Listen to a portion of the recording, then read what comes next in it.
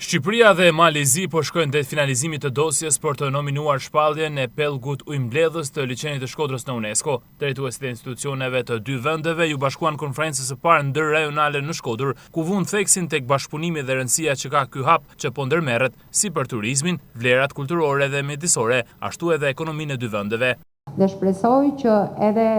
në shtator të përfundojmë dosje nominuese për liçenin e Shkodrës, si një rezervë e biosferës ndërkufitare dhe ta kurorëzojmë me sukses. Futja e kësaj rezerve në UNESCO do të japi një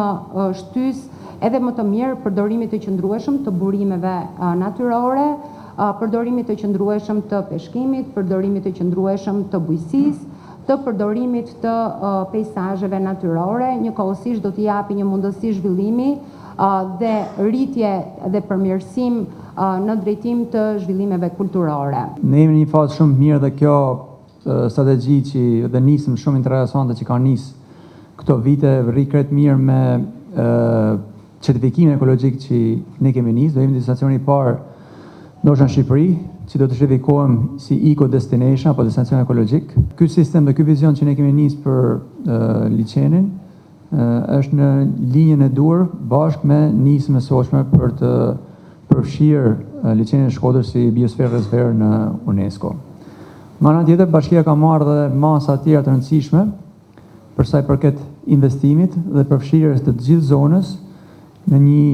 hartë të rëndësishme turistike, po jo vetëm për destinacionin e Shkodrës. Bashkia Malëzisë Madhe, si dhe herë të tjera, ka gjetur bashkëpunimin dhe mirëkuptimin me gjithë aktorët dhe organizatorët e kësaj dosje voluminoze që do paraqitet në organet ndërkombëtare për t'i dhënë statusin që vërtet i takon liçenit të Shkodrës. Zona e liçenit të Shkodrës është një habitat shumë i rëndësishëm për qindra lloje të botës së egër, përfshi këtu lloje të rralla apo të mbrojtura, dhe kjo nismë e ndërmarrë nga ju është një kontribut i rëndësishëm në mbrojtjen e këtij gjevahiri të biodiversitetit dhe trashëgiminë e tij tek brezat e ardhshëm në të dy anët e kufirit, në Shqipëri dhe në Malin e Zi. Fshirë i Qarkut, si institucion që ka në qendër misionit të tij zhvillimin rajonal të qëndrueshëm dhe bashkëpunimin ndërinstitucional,